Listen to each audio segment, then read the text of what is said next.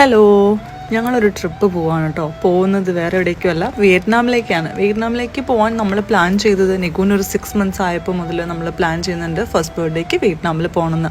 അതോടൊപ്പം തന്നെ നമ്മൾ നിഗുവിൻ്റെ ബർത്ത്ഡേ ഗ്രാൻഡ് പേരൻസിൻ്റെ കൂടെ ചെറുതായിട്ട് സെലിബ്രേറ്റും ചെയ്തിട്ടുണ്ടായിരുന്നു കേട്ടോ. നമ്മൾ പോയത് കണക്ഷൻ ഫ്ലൈറ്റിനാണ്.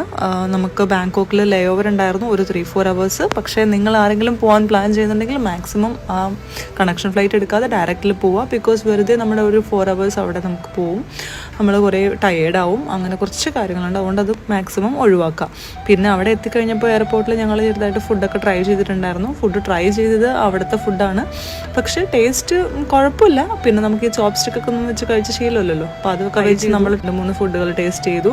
അത് കഴിഞ്ഞ് നമ്മൾ അവിടെ നിന്ന് പയ്യെ ഫോണൊക്കെ ഒന്ന് ചാർജ് ചെയ്യാൻ പോയി. അതിനുശേഷം നമുക്ക് അടുത്ത ഫ്ലൈറ്റ് കയറി. പിന്നെ നമ്മൾ ലാൻഡ് ചെയ്ത് ഹനോയിലാണ്. അവിടെ നമ്മൾ കറൻസിയൊക്കെ ചേഞ്ച് ചെയ്ത് നമ്മൾ പയ്യെ റൂമിലേക്ക് പോയി. റൂം എത്തിയതിന് ശേഷം നമ്മളൊരു ബോൾ ഐസ്ക്രീം പോലത്തെ ഒരു സാധനമാണത്, അതൊക്കെ മേടിച്ച് പിന്നെ ചെറുതായിട്ട് അതിൻ്റെ ടേസ്റ്റൊക്കെ ഒന്ന് ചെയ്തു. പക്ഷെ അടിപൊളിയായിരുന്നു കേട്ടോ. പിന്നെ ഞാൻ ഉറങ്ങിയ സമയത്ത് നിഗും ഡാഡയും കൂടി പുറത്ത് പോയി.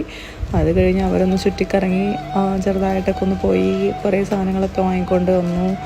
പിന്നെ എനിക്ക് നെക്സ്റ്റ് ഡേ വാലൻറ്റൈൻസ് ഡേക്ക് തരാനുള്ള സർപ്രൈസിന് വേണ്ടിയിട്ടായിരുന്നു രണ്ടുപേരും പോയിട്ടുണ്ടായിരുന്നത്. ഞാനത് അറിഞ്ഞില്ല. പോയി അത് കഴിഞ്ഞ് നിഗുവിനെ ഒരു അക്വേറിയത്തിൻ്റെ ഒരു ഷോപ്പിൽ കയറ്റി കുറേ മീനൊക്കെ കാണിച്ചു കൊടുത്ത് പിന്നെ തിരിച്ച് വന്നപ്പം ഒരു ജ്യൂസ് വാങ്ങിക്കൊണ്ട് വന്നു. അതിനുശേഷം വേറൊരു ഫുഡ് ഉണ്ടായിരുന്നു. ഫുഡ് ഇതാണ് സാധനം, പക്ഷെ ഇതിൻ്റെ ഉള്ളിൽ ഒരു എഗ്ഗ് ഉണ്ടായിരുന്നു, പിന്നെ ഒരു മീറ്റും ഉണ്ടായിരുന്നു.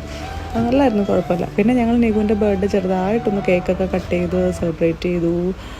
കുഞ്ഞൊരു കേക്കായിരുന്നു, പക്ഷെ കൊള്ളായിരുന്നു. ഇത്രയൊക്കെ തന്നെ ഉള്ളൂ കേട്ടോ. അടുത്ത വീഡിയോയിൽ നമ്മൾ എവിടെയാണ് സ്റ്റേ ചെയ്തത്, റൂമിൻ്റെ കാര്യങ്ങളും ഡീറ്റെയിൽസും എല്ലാം പറയുന്നതായിരിക്കും. ബൈ.